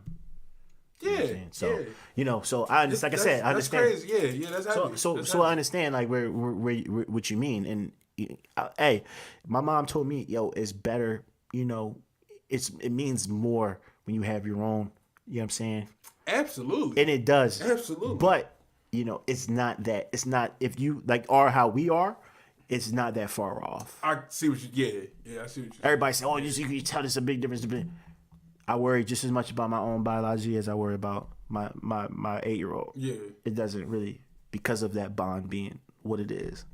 Because it's never going to be a first. Like she was the first. She was the first job, so to speak, or the first, you know, journey of parenthood from the age 3 to now 8 years old. Nuts. You know what I'm saying? So I'm never going to go through that. I know from age 3 up and up how to maneuver with these children. You know, the infant stages I'm working with now is a challenge. It's new, right? And it's 2 of them. Yeah. It's a challenge. Yeah. They're awake right now. I'm sure people can hear them off and on. Like, so it's like those things where trying to do certain shit, live your everyday life, and confide and, have to change your hours and your schedule, have to basically live tired because you're tired all fucking day. You know what I'm saying? You got a double bubble. Yeah, Straight so out it's the like straight from the rip behind. yeah, so it's but I love it at the end of the day. You know what I'm saying? There's no better feeling than that. This is one of those feelings that That's heavy. I hope that everyone experienced that at least once. Yeah, I definitely plan on doing it. I ain't fucking rushing it now. Oh no, yeah, I had plenty of false or mix-ups and false starts and miscarriages, abortion. And, I've been there. You know what I'm saying? I've lived to do some things, so I understand. The best thing is like for you live your 20s and you establish yourself. You understand what you want to do with your 30s and. Make it happen. You're not on like a time clock. Fucking Floyd Mayweather just had a baby. Floyd Mayweather Senior. This nigga he just had a baby. Just had a baby. He's like fucking 69, shit like that. Like so, it's like you're not on like a clock like a. That's the beauty for men. Yeah, like a woman. We're not on a time clock. Women are, because they go through menopause. Yeah, they go through shit at the wild. Yeah, so. all types of crazy shit. Yeah, you know what I'm saying? Like, so that's the beauty for us, for men. Yeah, but yeah, I'm glad. Yeah, I'm glad that you you were like transparent with that because that like this is trap, man. This is Take Rich and Prosper. And we talk about real shit. We talk about real shit. Like you got any more questions? We can, what I'm saying, we can talk about that, or we can move on to the next topic. You know what I'm saying? We can move on. We can wrap that. What you want to dip into now, Pot? How long we been going? I don't know, man. It's like this shit is like. This is like it's organic. This is people. Like we got 15 years of friendship in this shit. We live. We can talk about that. 15 years of friendship. That's crazy. That don't even seem like it, bro. We can get in one story and then we can come back another day and give them more. We give them more. What story you want to get into? Shit. I'll let you pick which story you wanna jump into, man. We can talk about the Bangladesh shit. We can talk about Sean. My god, dog. I mean, we can talk about private stock sweatshops. We can talk about whatever you want to talk about. Boot camp. Listen, we'll end the show off with that talking about this stuff. Yeah. I guess like how we like originally, like me and you originally met. Yeah, and it transitioned into how it is today. That's crazy. Yeah. We can start the first part of it, and then we can get into the more in depth shit. We could do a whole podcast about. Yeah, we could talk about that. Yeah, that's gonna be crazy. The basics of that. Because I always wanted to ask you, like, what gave you the balls to like really like walk up to me and approach me when we were like in school? Like I always wanted to know that, like, cause remember we were talking about this on the phone and I was telling you, I was like, yo, it was like around that time it was grind time for me. Like I'm just giving you a like, you have to, yeah. I'm giving you like the depiction of how it was for me. Yeah. At that time it was like, that's back when the Philly DVD circuit was, it was Truman. It was bubbling. It was, it was real. It was hot. So, it was survival of the fittest back then. It was pretty much, get in where you fit in, try to take down the big shark, the big kahuna. And I don't like too much fucking attention. So therefore, I didn't think that, being on a neighborhood DVD was going to generate that type of attention. Mm-hmm. Because if you think about it, me and you would have probably not have been friends had I not ever been on that DVD. You understand what I'm trying to say? Because I don't want to say we never would probably have been friends, but nevertheless, though, you wouldn't have. That's the reason why you approached me, because it was on some rap shit. You understand what I'm trying to say? Yeah, absolutely. Shout out to Heem, DJ Quip.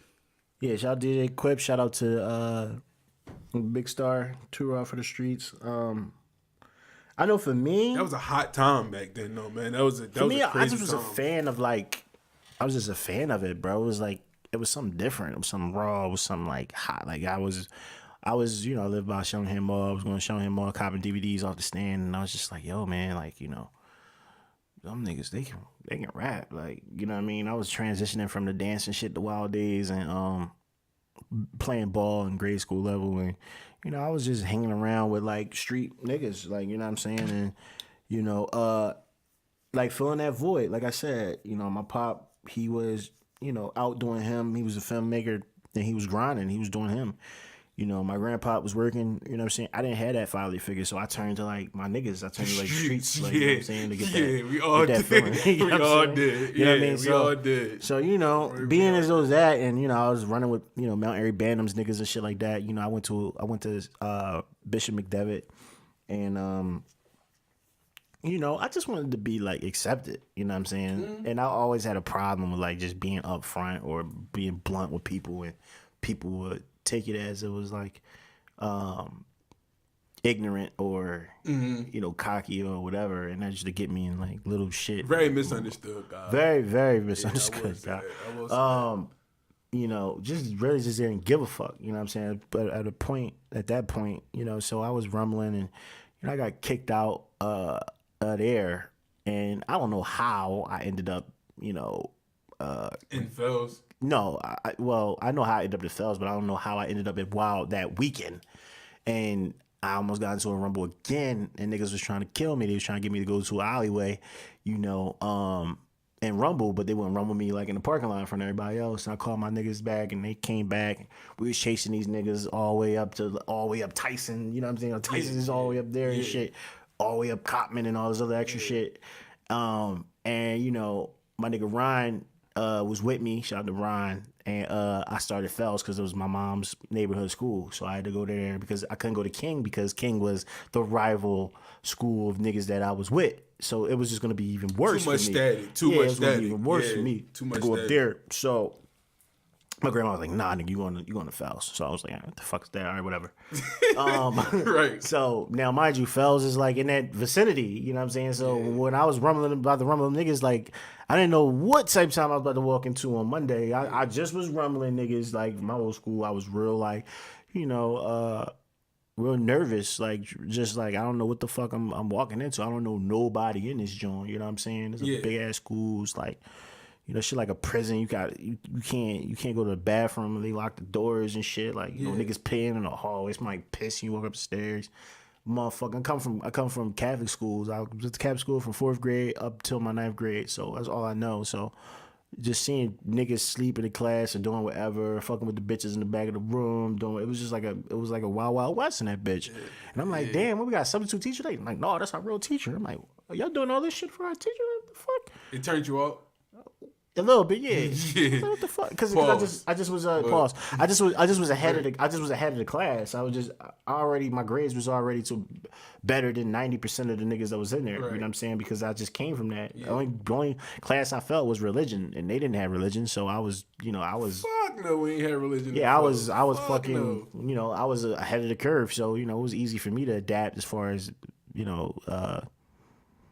the schoolworkers is concerned, you know what I'm saying? So I was walking, I ran into my nigga Ryan. I was like, oh shit, I do know somebody. So that was like the only person I knew. And then I met my man Shiz, and Shiz was like a singer. He was like the man. And I let him hear some shit. He was like, oh, you nice. So I started fucking with Shiz, and then I started meeting other niggas. And then, watching the DVDs and shit like that, I picked up the DVD. I called Big Star, nobody got back to me. Then I picked up another DVD. I called. Nobody got back to me. I'm calling all these niggas DVDs because I'm trying to get my shit up. Meanwhile, I'm writing because I'm like, oh, if a nigga call me back, I want to have my 16. You was on, point, like I'm on some shit. Like, you know what I'm saying? Right. So every time a nigga like wouldn't call me back, I kept writing more raps. And even in grade school, like I was selling tapes. I was recording. I had my grandpa had a tape recorder. I was tape recording like tapes that I was making off like all 50 Cent beats and selling them joints for like $5 and shit. So I already had like a art to my hustle way back in the day. You know what I'm saying? So that's how I was doing it. And then Sycamore came out with the little mixtapes when they had the joints. Yeah, Sycamore with nigga. that shit. Yeah. So I was like, oh, I'm the shit. Now I got more beats than just 50 Cent beats because my first project was all 50 Cent Givers Die Trying beats and shit like that. So by the time I got the fellas, it was like, all right. J Arms too. J Arms too had some shit. Yeah, J Arms had them joints. Yeah, definitely had some joints. So when I got the fellas, I had a bunch of raps by that time, and I was ready. Like you know what I'm saying. So I spotted you. I came up to you and was just like, yo, fam, like, what's good? You know what I'm saying? My age bandit, you know what I'm saying? I'm trying to rap. Like, what's good? You was like baffled by it. Like, you just it took you like by surprise because you were like, who the fuck this nigga? Like, this nigga with the big ass clothes and big ass hat. Yeah, like, because that's why I was asking you before. It was just like, because like I said, I was, of course, you're around, you're around your peers every day. So around the time when I was on the DVDs, the Block Captain DVDs and stuff, these were people that was giving me kudos, but like the people was giving me kudos, like, yo, I seen you on the DVDs, you killed it, or you did this, or whatever the case is, whatever the fuck their opinion of it was. But I knew these people. So for you to come out of nowhere, it blew me the fuck away. Pause.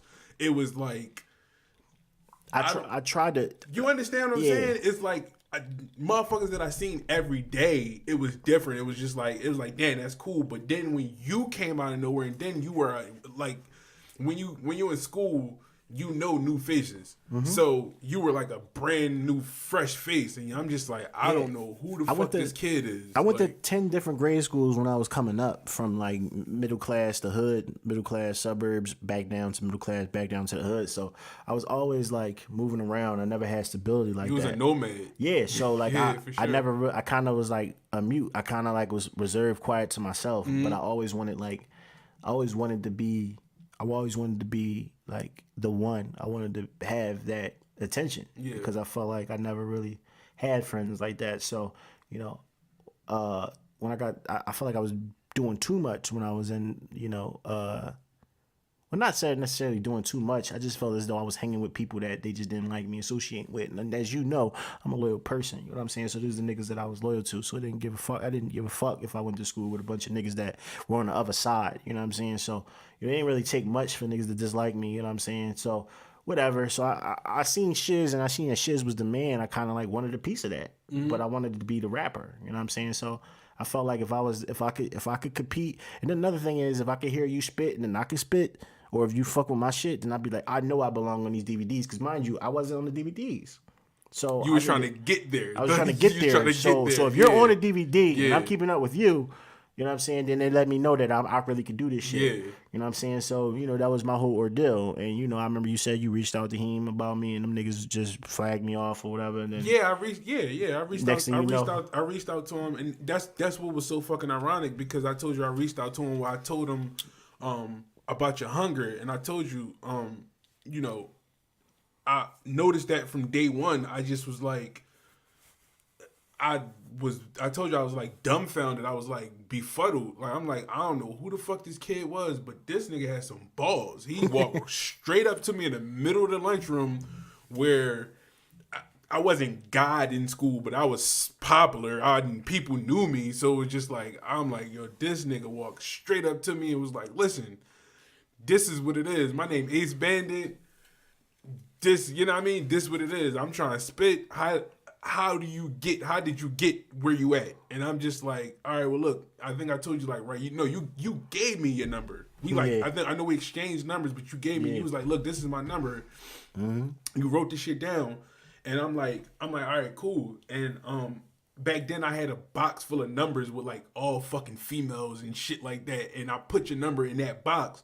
But before I did that, I told you I reached out to him. I reached out to Equip, and I told him I was like, listen, I'm like, because I know they were still recruiting. for for the one in the chamber. They were still recruiting. They still needed new people and stuff. So I'm like, listen, it's this dude. I'm like, it's this kid that go to my school, and listen, I'm like, he's not the most like lyrical, but I'm like, his hunger is nuts. I was like, he spit like 10 raps in like 10 seconds. It was nuts.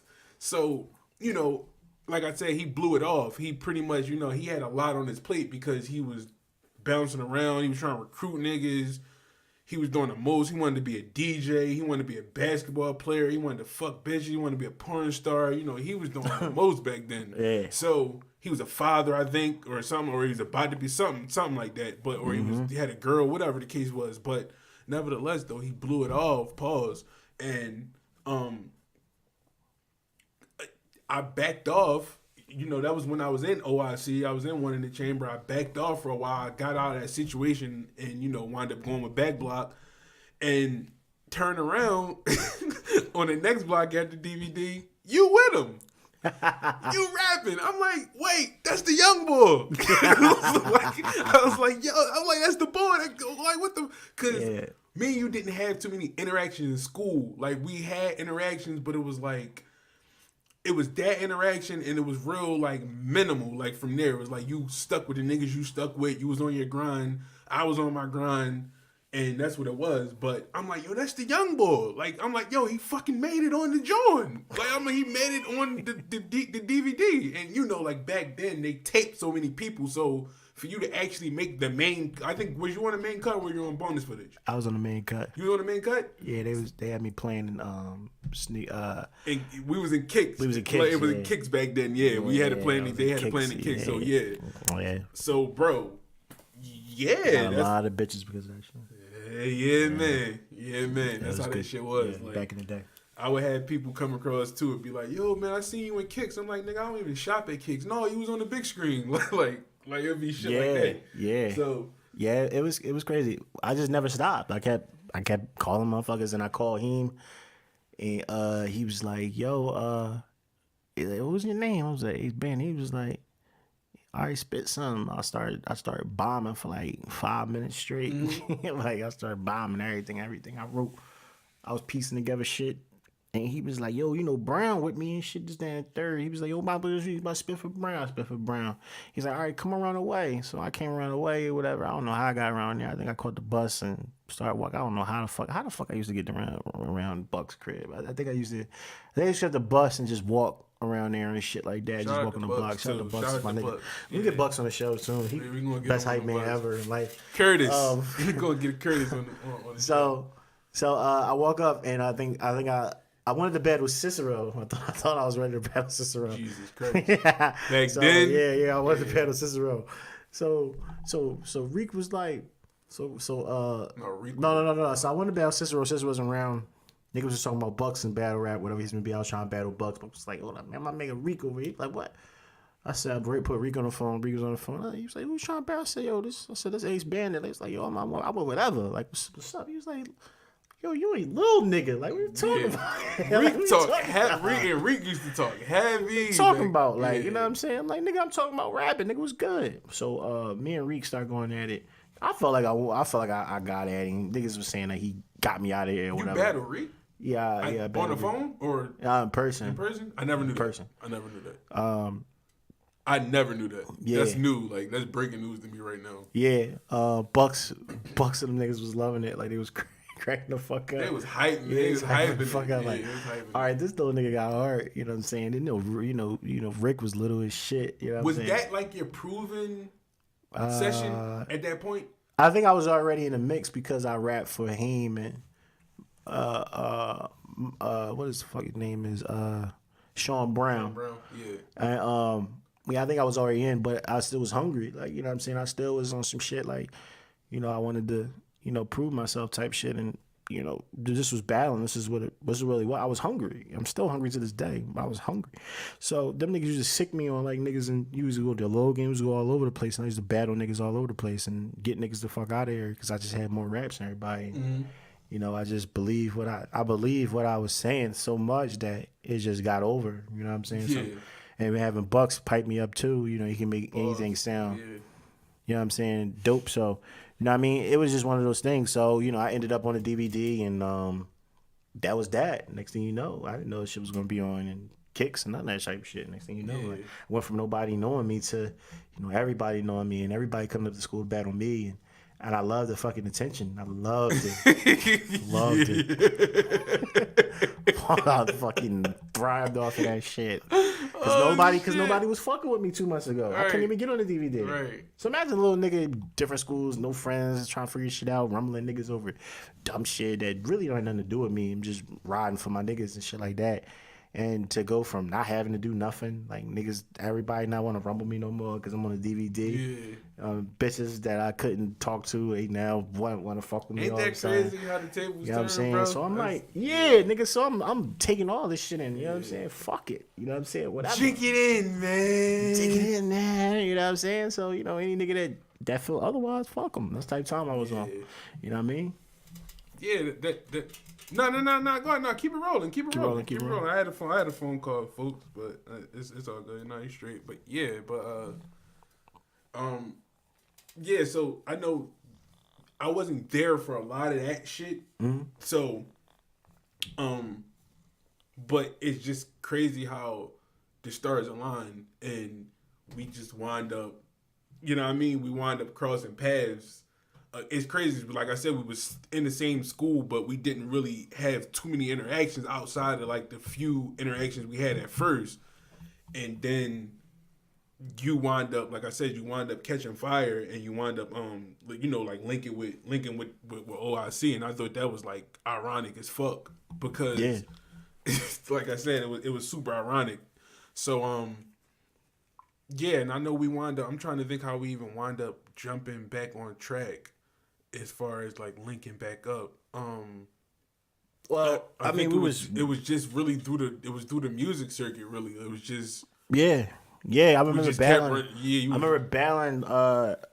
I think I don't know if it was Sanity or it was Rob. I don't know. One of them over the phone. We was just talking a lot of shit, and I started spilling. It was like, you know, party days, the party line days. Yeah, niggas was on a 3-way. Niggas had one line, so niggas had to, you know what I mean, one person had to call the other person had to call the other person. Then now Sanity we on the phone. Like one of the only niggas with a 3-way. Shout Sanity for having a 3-way way back in the day. What the fuck that was. Right. You know what I'm saying? But I mean that shit was lit. You know what I'm saying? That shit was fun as hell, man. You know, you wasn't worrying about nothing but just writing raps, going to school, doing what you had to do, and you know what I'm saying, going to parties, fucking with the little bitches and all that shit. So, you know, that shit was fun and shit to me. Just pretty much just wanting to like belong. Knowing that, like you said, just knowing that you was cut to do that shit, like yeah, you know what I mean? Like, yeah, because niggas wasn't getting. There was a lot of rappers. Like niggas wasn't getting that shot. You know what I'm saying? But niggas wasn't as consistent and persistent as I was. You know what I'm saying? So that's why I ended up where I ended up at. I think Buxton and realized that, you know, this no nigga don't have no fear. He don't give a fuck. You know what I'm saying? I'm gonna rock with this little nigga.